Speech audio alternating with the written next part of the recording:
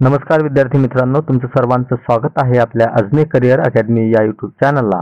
आजच्या व्हिडिओमध्ये आज आपण बघणार आहे तलाठी भरती 2023 साठी जे कागदपत्र पडताळणी होणार आहे त्या कागदपत्र पडताळणीमध्ये कोणते कोणते असे आवश्यक कागदपत्र आहेत की ते तुमच्याजवळ असायलाच हवे। जर तुमच्याजवळ हे कागदपत्र नसतील तर तुमची अंतिम निवड होणार नाही। हे कागदपत्र नसतील तर तुमची काय होणार नाही, अंतिम निवड होणार नाही। मग आवश्यक नेमके कोणते कोणते कागदपत्र आहेत की ते तुमच्याकडे असायलाच हवे त्याविषयी आपण सविस्तर आता या व्हिडिओमध्ये बघणार आहोत। तर व्हिडिओला सुरुवातपासून शेवटपर्यंत नक्की बघा, कारण की एखादा जो कागद असेल हा तुमच्याकडे नसेल तर आता वेळ आहे तो तुम्ही काढू शकता। म्हणून या व्हिडिओमध्ये प्रत्येक जे डॉक्युमेंट आहे हे अतिशय महत्त्वाचं आहे। एकदम बेसिक गोष्टी आहेत, सर्व गोष्टी मॅक्झिमम तुमच्याकडे जवळपास 70 ते 80% कागदपत्र ऑलरेडी अवेलेबल असणारच आहेत, परंतु काही जे असतात मायनर कागदपत्र ते सुद्धा असायला हवे। तर तेच आपण बघणार आहे नेमके कोणते कोणते कागदपत्र आपल्याजवळ असायला हवे। तर बघा, आता आपल्याजवळ काय काय असायला पाहिजे। सर्वात पहिले तर अर्जाची प्रिंट असायला पाहिजे। जो आपला तलाठी भरतीचा जो अर्ज आहे, आपण फॉर्म भरला होता तो अर्ज, त्याची प्रिंट आपल्याजवळ असायला पाहिजे। त्यानंतर अजून महत्त्वाची गोष्ट, शाळा सोडल्याचा दाखला सर्वांजवळ असणारच आहे। मॅक्झिमम मुलांजवळ, ज्यांच्याजवळ नसणार आहे ते तशा प्रकारचं बोनाफाईड वगैरे कॉलेजमधून आणू शकतात। काही काही विद्यार्थी असतात की ग्रॅज्युएशन झालेलं असते पण पोस्ट ग्रॅज्युएशनला असतात, त्यांची तिची त्यांना मिळालेली नसते। मग ते लोक कॉलेजमधून तशा प्रकारचं बोनाफाईड सर्टिफिकेट सुद्धा आणू शकतात। त्यानंतर 10th मार्कशीट असायला पाहिजे, त्यानंतर 12वी सुद्धा मार्कशीट असायला पाहिजे आणि सोबतच या दोघांची बोर्ड सर्टिफिकेट सुद्धा जवळ असणे आवश्यक आहे। त्यानंतर डिग्रीची मार्कशीट तुमच्याकडे असेलच ते असायला पाहिजे। नसेल तर तुमचे जे सेमिस्टर पॅटर्न असेल तर सर्व सेमिस्टरची म्हणजे सर्व सेमिस्टरच्या गुणपत्रिका तुमच्याकडे असायला हव्या। त्यानंतर डिग्री प्रमाणपत्र असायला पाहिजे, म्हणजे तुमचं डिग्री सर्टिफिकेट तुमच्याजवळ असलं पाहिजे। जर तुमच्याकडे डिग्री सर्टिफिकेट नसेल तर तुम्ही पीडीसी कॉलेजमधून घेऊ शकता। पीडीसी म्हणजे प्रोव्हिजनल डिग्री सर्टिफिकेट सुद्धा असते, ते कॉलेजमधून घेऊ शकता। हे अतिशय हायली इम्पॉर्टंट कागदपत्र आहेत। हे जर तुमच्याकडे नसतील तर तुमची अंतिम निवड होणार नाही। त्यानंतर नेक्स्ट आहे आपल्याकडे जात प्रमाणपत्र असायला पाहिजे। जर तुम्ही एखाद्या कॅटेगरीमध्ये येत असाल तर तुमच्याकडे जात प्रमाणपत्र म्हणजे कास्ट सर्टिफिकेट असायला हवं। त्यानंतर जात वैधता प्रमाणपत्र म्हणजे कास्ट व्हॅलिडिटी तुमच्याकडे असायला हवी। कास्ट व्हॅलिडिटी नसणार तर काही फरक पडणार नाही, परंतु कास्ट सर्टिफिकेट असणं महत्त्वाचं आहे। त्यानंतर अधिवास प्रमाणपत्र म्हणजे तुमचं जे डोमेसाईल असते महाराष्ट्राचं, ते डोमेसाईल सर्टिफिकेट म्हणजे अधिवास प्रमाणपत्र तुमच्याकडे असायला हवं। त्यानंतर तुम्ही नॉन क्रिमिलियर मध्ये येत असाल तर ते सर्टिफिकेट तुमच्या सोबत व्हॅलिड असायला हवं, कारण की याची काय असते, व्हॅलिडिटी असते, त्यामुळे व्हॅलिड नॉन क्रिमिलियरचं सर्टिफिकेट तुमच्याकडे असायला पाहिजे। त्यानंतर MSCIT झालेली असेल तुमची तर MSCITचं सर्टिफिकेट असायला हवं। MSCIT कंपल्सरी आहे। परंतु जर तुमच्याकडे MSCITचं सर्टिफिकेट नसेल तर तुम्हाला कालावधी दिला जातो, त्यामुळे हे फारसं असं डोक्यामध्ये घेण्याजोगतं काम नाही। तुम्हाला 2 वर्ष दिल्या जाते, 2 वर्षानंतर सुद्धा तुम्ही सर्टिफिकेट प्रोव्हाइड करू शकता। त्यानंतर ओळखीचा पुरावा, एक्झाम्पल आधार कार्ड असेल, तुमचं ड्रायव्हिंग लायसन वगैरे असेल, म्हणजे तुमच्या त्याच्यामध्ये तुमची जन्मतारीख असेल, म्हणजे जन्माचा पुरावा सुद्धा असेल, तुमचा फोटो असेल, त्यानंतर सोबतच तुमचा ॲड्रेस सुद्धा त्याच्यावरती असेल, असं प्रमाणपत्र, फॉर एक्झाम्पल आधार कार्ड आपल्याला माहीत आहे, हे हायली इम्पॉर्टंट कागदपत्र आहेत।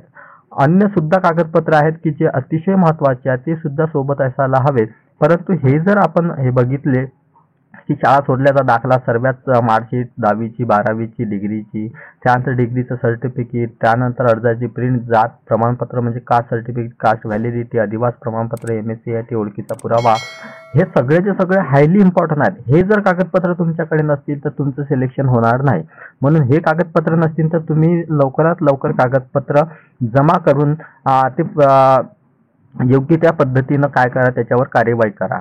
म्हणजे तुमच्याकडे समजा फॉर एक्झाम्पल MSCITचं प्रमाणपत्र नसेल तर याचा काही डोक्यामध्ये घ्यायचं नाही, कारण की तुम्हाला 2 वर्षाचा कालावधी मिळेल। परंतु तुम्ही कास्टमध्ये येत असाल आणि कास्ट सर्टिफिकेट तुमच्याजवळ नसेल तर तुमचं फायनल सिलेक्शन होणार नाही।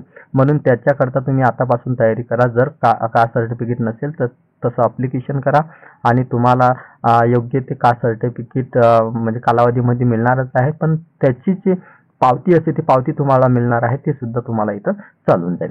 बघा, आता नेक्स्ट आहे आपल्याकडे अतिशय महत्त्वाचे आयोगाच्या वेबसाईटवरचे, म्हणजे त्या याच्यावरती जे ॲप्लिकेशन फॉर्म भरले होते आपण त्यावेळेची जे वेबसाईटवरती, म्हणजे आपल्या ॲडव्हर्टाईजमध्ये कोणते कोणते कागदपत्र होते ते आता आपण इथं चेक करू। तर बघा, अर्जातील नावाचा पुरावा हे आपण बघितलेलं आहे की SSCचं तुमचं अथवा किंवा तत्सम शैक्षणिक अर्हताची सगळी सर्टिफिकेट बघितले आहे. वयाचा पुरावा, आता वयाचा पुरावा तुमच्या TC वरून सुद्धा तुमचा वयाचा पुरावा कन्सिडर केला जाऊ शकतो किंवा तुमच्या आधार कार्ड वरून सुद्धा. नाहीतर तुमच्याकडे जर बर्थ सर्टिफिकेट म्हणजे जन्माचा दाखला असेल तर ते सुद्धा चालेल. त्यानंतर शैक्षणिक अर्हता इत्यादीचे पुरावे ते आपण बघितलेले आहे, मार्कशीट वगैरे. त्यानंतर म्हणजे डिग्रीचं सर्टिफिकेट, डिग्रीची मार्कशीट ते बघितले आहे. त्यानंतर सामाजिकदृष्ट्या मागासवर्गीय असल्याचा पुरावा हे सुद्धा आपण बघितलेला, कास्ट सर्टिफिकेट वगैरे. आर्थिकदृष्ट्या मागास किंवा दुर्बल घटक असल्याबाबतचा पुरावा तुमच्याकडे जर तुम्ही त्या कॅटेगरीत येत असाल तर ते असायला हवं. त्यानंतर अर्ज सादर करण्याच्या अंतिम दिनांकासह वैध असणारे नॉन क्रिमिलियर प्रमाणपत्र हे सुद्धा आपण बघितलं अलीकडे. त्यानंतर तुम्ही जर दिव्यांग असाल तर पात्र दिव्यांग व्यक्ती असल्याचा पुरावा तुमच्याकडे असायला हवा. त्यानंतर माजी सैनिक असाल तर माजी सैनिक असल्याचा पुरावा तुमच्याकडे असायला हवा. खेळाडू आरक्षणास पात्र असल्याचा पुरावा, ते सर्टिफिकेट वगैरे असतात ते तुमच्याकडे असायला हवे. अनाथ आरक्षणासाठी पात्र असल्याचा पुरावा तुमच्या जवळ असायला पाहिजे जर तुम्ही त्याच्यामध्ये येत असाल. जर तुम्ही प्रकल्पग्रस्त असाल तर प्रकल्पग्रस्त आरक्षणासाठी पात्र असल्याचा पुरावा. त्यानंतर भूकंपग्रस्त असाल तर तसं सर्टिफिकेट तुमच्या जवळ असायला पाहिजे. जे अंशकालीन पदवीधर कर्मचारी आरक्षणासाठी पात्र असल्यास तो पुरावा तुमच्या जवळ असायला हवा.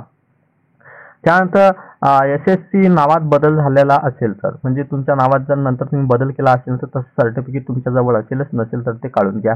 त्यानंतर अराखीव महिला, मागासवर्ग, आर्थिकदृष्ट्या व खेळाडू, दिव्यांग, माजी सैनिक, अनाथ, प्रकल्पग्रस्त, भूकंपग्रस्त, अंशकालीन पदवीधर कर्मचारी आरक्षणाचा दावा असल्याचे अधिवास प्रमाणपत्र तुमच्या जवळ असणं आवश्यक आहे.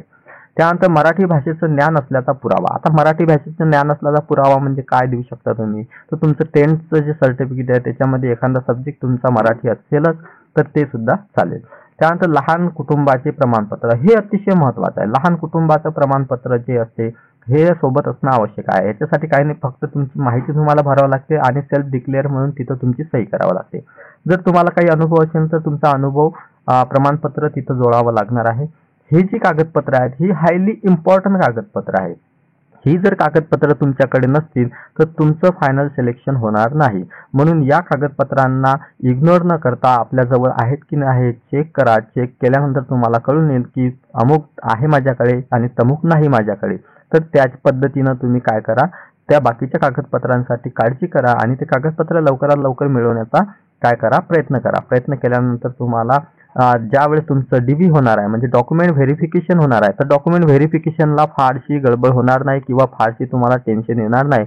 अदरवाईज तुमच्याजवळ एखादं डॉक्युमेंट नसलं तर तुमच्या डोक्यामध्ये भरपूर साऱ्या गोष्टी चालत असतात. त्यामुळे तुमचं डॉक्युमेंट व्हेरिफिकेशनच्या वेळेस थोडा प्रॉब्लेम तुम्हाला होऊ शकतो. म्हणून प्रॉब्लेम नाही हो म्हणून आतापासूनच तुम्हाला काय करायचं आहे, सर्वचे सर्व जे महत्त्वाचे डॉक्युमेंट असतील ते जमा करायचे आहेत.